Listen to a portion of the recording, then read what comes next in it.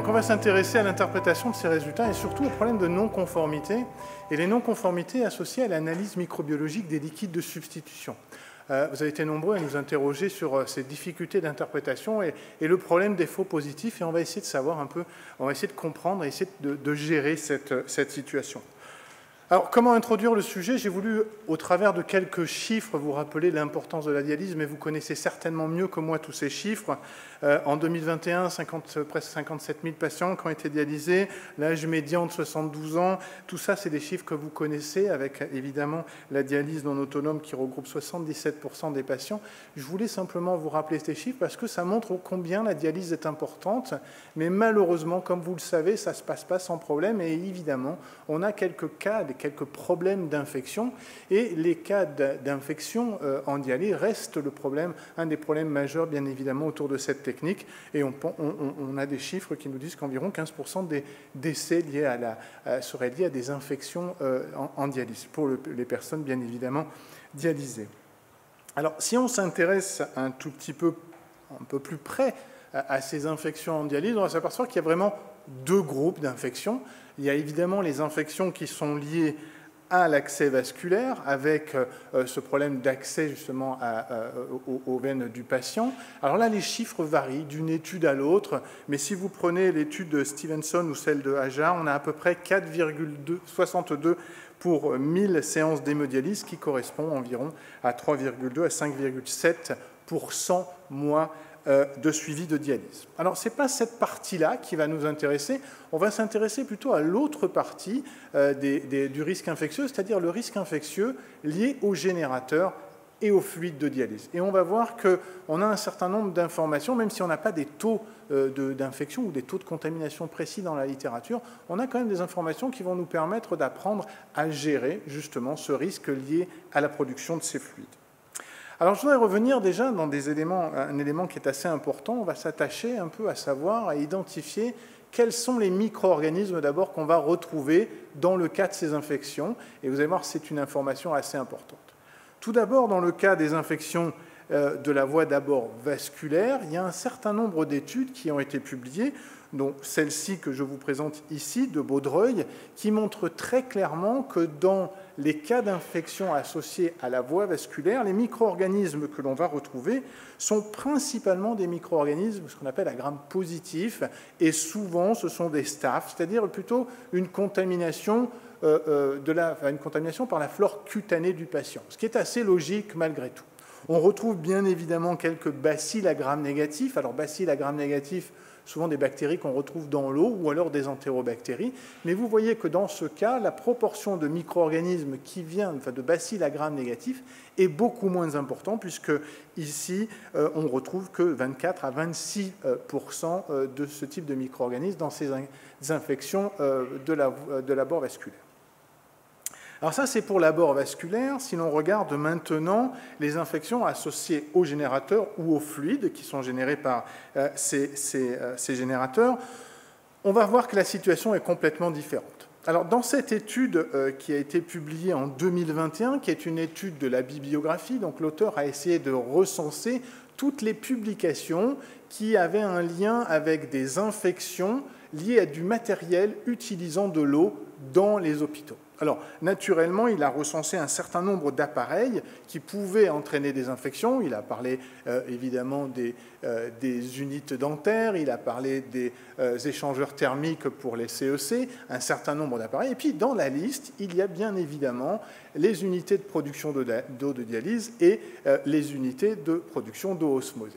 Et il a recensé 24 publications qui faisaient état de contamination liée à ces unités de production d'eau.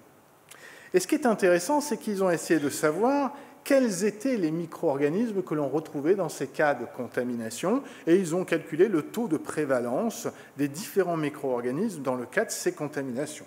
Les publications étaient entre 1980 et 2019, j'ai oublié de le mentionner, mais surtout ce qui est intéressant sont les résultats qu'ils ont obtenus. Et comme vous le voyez ici, la plupart des micro-organismes que l'on va retrouver dans ces cas de contamination liés au générateur sont soit des micro-organismes d'origine hydrique, vous l'avez ici avec Pseudomonas aeruginosa ou Burkholderia cepacia, et puis on va retrouver d'autres bacilles gram négatifs comme quelques entérobactéries.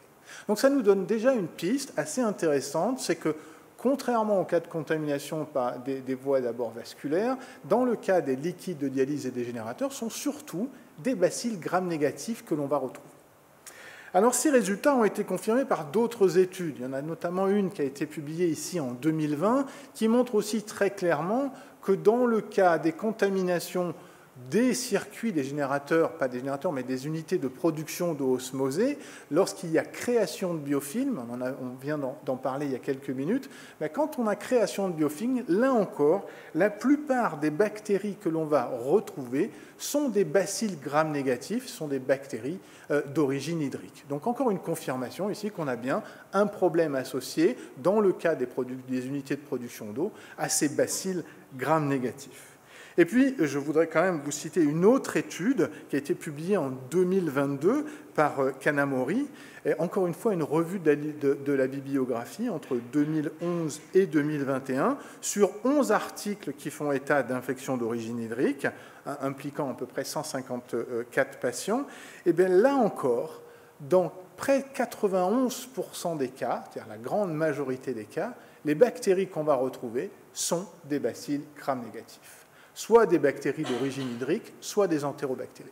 Alors pourquoi ces trois exemples? C'était justement pour bien vous indiquer que lorsque l'on va parler de contrôle d'eau et quand on va parler de vérification de la qualité microbiologique de l'eau au niveau des générateurs, ce qui nous intéresse avant tout, bien évidemment, ce sont ces bactéries à gram négatif, qu'elles soient d'origine hydrique ou que ce soit des entérobactéries. Et ça, c'est une information qui va être particulièrement importante dans la gestion du risque que l'on va mettre, dans la politique de gestion du risque que l'on va mettre en place. Alors justement, en parlant de gestion du risque, vous savez qu'il y a un certain nombre de circulaires, on vient de le voir, de circulaires, de recommandations, de normes qui ont été publiées, qui nous permettent de gérer la qualité de ces fluides. D'abord, ces circulaires, ces guides, ces normes nous donnent à la fois des seuils, nous préconisent aussi un certain nombre de recommandations et de fréquences en ce qui concerne le contrôle. Alors je ne vais pas les redétailler ici, mais je voudrais juste m'arrêter quelques instants sur la problématique du liquide de substitution, puisqu'ici, pour le liquide de substitution, on a deux textes qui ont deux orientations différentes. Notre circulaire de 2007 qui nous dit qu'il faut faire des contrôles avec une exigence assez importante puisqu'il faut retrouver moins d'une bactérie pour 500 ml. Et puis, à l'inverse, la norme 23500 qui nous dit ce n'est pas la peine de faire des contrôles.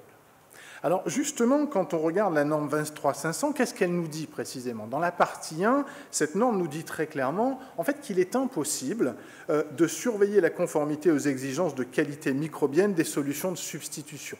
Elle dit en effet qu'il n'est pas nécessaire de prélever des échantillons de liquide de dialyse ultra pur ou de liquide de substitution si leurs circuits de production sont équipés de filtres de rétention de bactéries et d'endotoxines validés par le fabricant.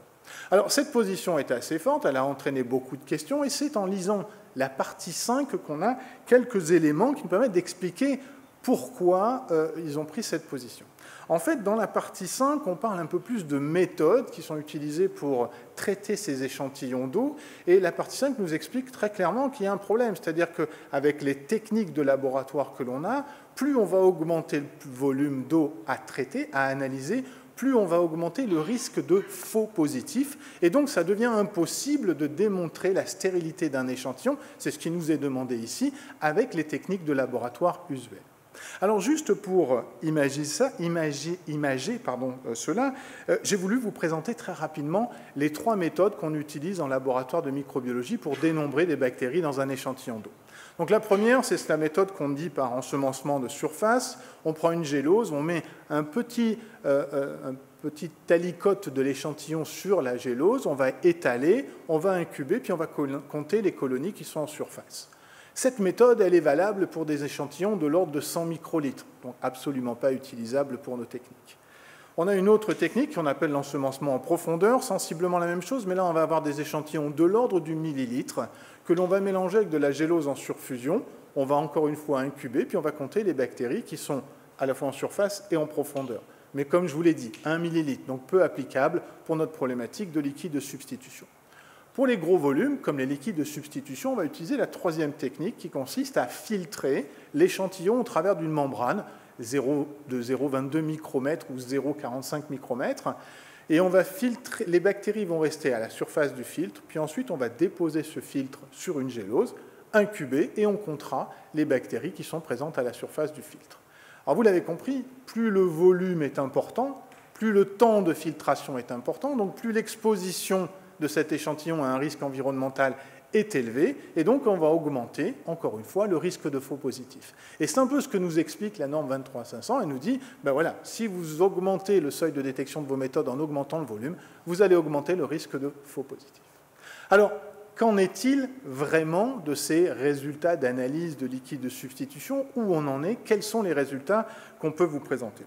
Alors, j'ai essayé d'extraire de nos bases de données un peu toutes les analyses ou tous les résultats de liquide de substitution qu'on a pu faire depuis quelques années. J'ai pris les années 2021, 2022 et 2023 et j'ai essayé, vous avez les colonnes qui représentent le nombre d'échantillons et puis la courbe rouge qui vous représente le taux de conformité moyen des échantillons de liquide de substitution.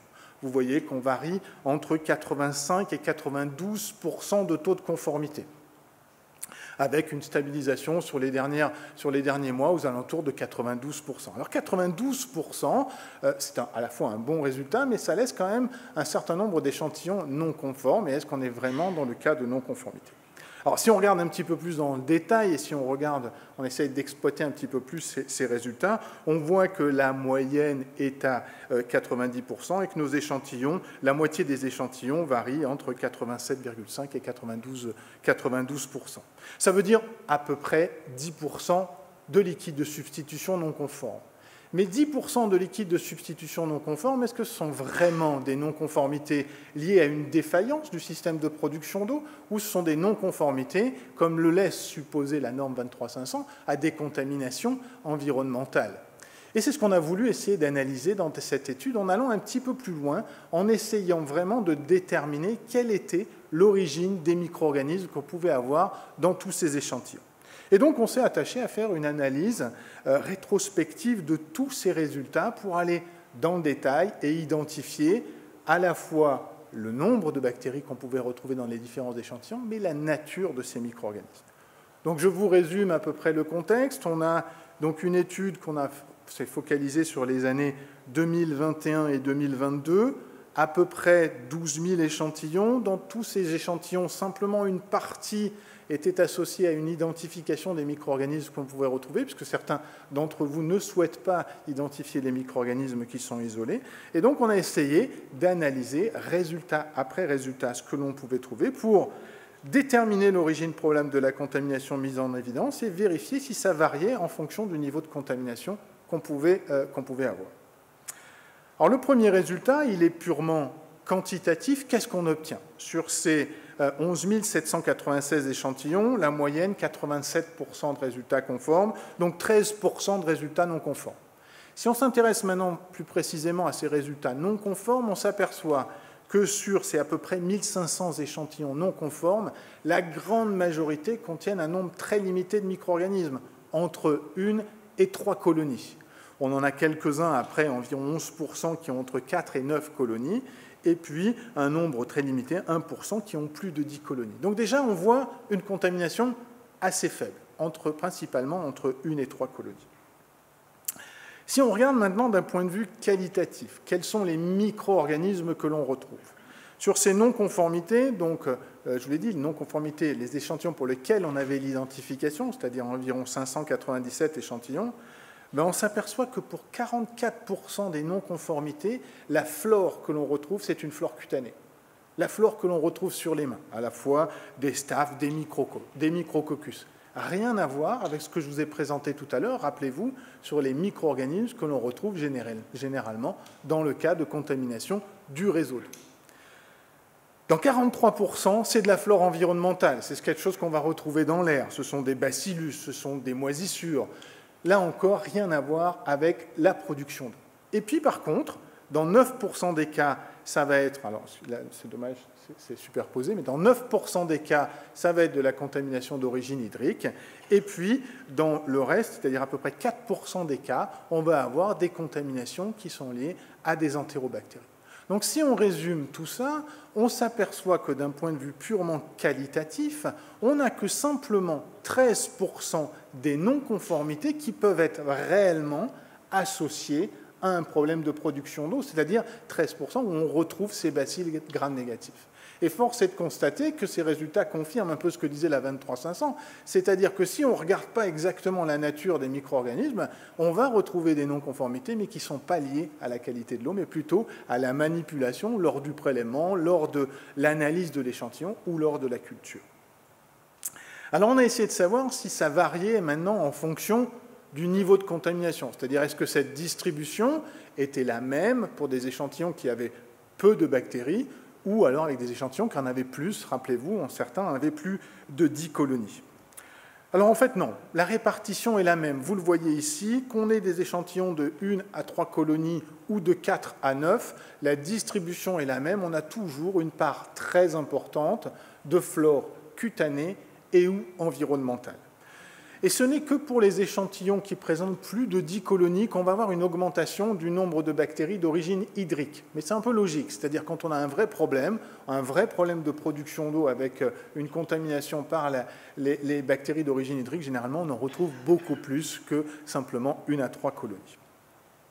Alors tout ça confirme en effet qu'on a un certain nombre de micro-organismes qui sont plutôt des faux positifs qu'une réelle information d'un problème de production d'eau. Alors j'ai voulu résumer ça en utilisant une autre représentation. Vous avez ce gros rectangle, on va dire, qui représente tous les cas de contamination qu'on peut observer au niveau du liquide de substitution.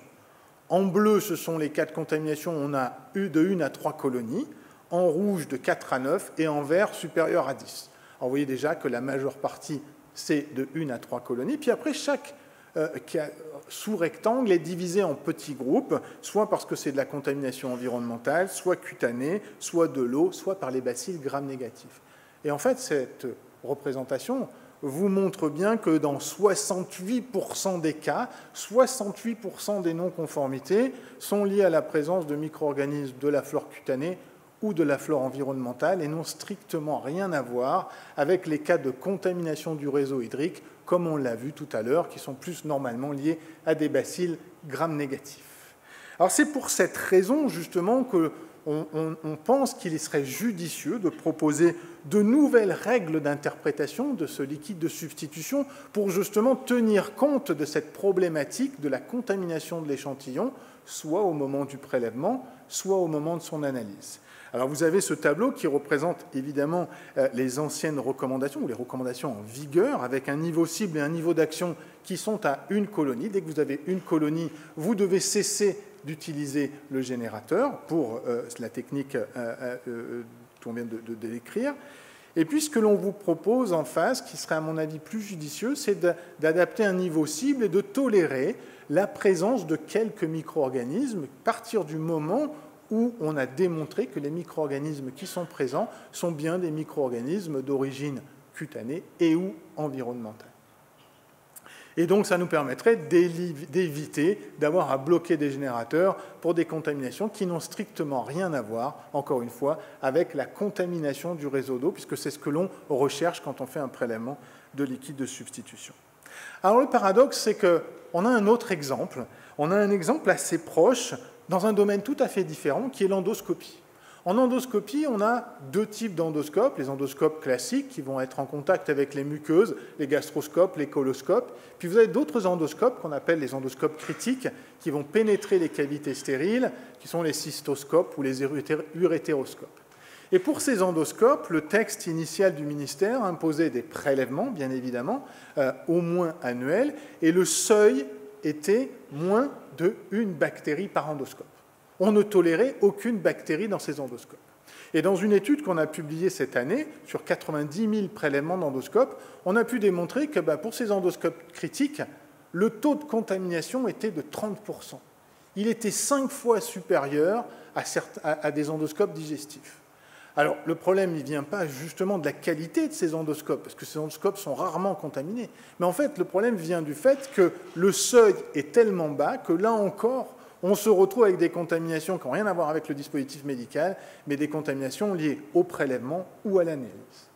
Et le ministère, on a informé le ministère ou la Direction générale de la santé de cette problématique, et le ministère a pris compte de ces éléments, et un nouveau texte devrait sortir très prochainement en autorisant, en modifiant sensiblement le seuil et en disant, écoutez, si vous trouvez des micro-organismes, que ces micro-organismes sont bien confirmés comme étant des micro-organismes de l'environnement ou de la flore cutanée, vous ne serez pas obligé de bloquer l'appareil. C'est donc une adaptation du texte qui va permettre de limiter en fait l'impact de ces faux positifs sur les pratiques quotidiennes, à la fois de l'endoscopie, comme je viens de vous le montrer, mais je pense qu'il serait aussi judicieux de le faire pour l'hémodialyse. Alors en conclusion, ce que je voudrais dire, bien évidemment, c'est qu'il faut bien se rappeler que l'objectif des prélèvements de routine réalisés sur les fluides de dialyse, c'est bien de mettre en évidence une éventuelle défaillance du système de production d'eau et ou une contamination du générateur. Comme vous l'avez vu, ces contaminations ou ces défaillances sont toujours associées à la présence de bacilles gram-négatifs. Et donc, la mise en place de ces nouveaux critères qui se focalisent plus sur ces bacilles gram-négatifs et qui ne tiennent moins compte de flore qui seraient des contaminations manuportées et ou environnementales, en fait, permettent de limiter l'impact de ces faux positifs et on pourrait éliminer 68% des faux positifs. Et je pense qu'avec ce type de recommandations, ces nouveaux seuils sont à la fois plus adaptés à la réalité du risque infectieux lié au liquide de substitution, bien évidemment, en limitant la mise en place d'actions correctives aux seuls cas qui peuvent représenter un vrai risque pour le patient. Je vous remercie beaucoup pour votre attention.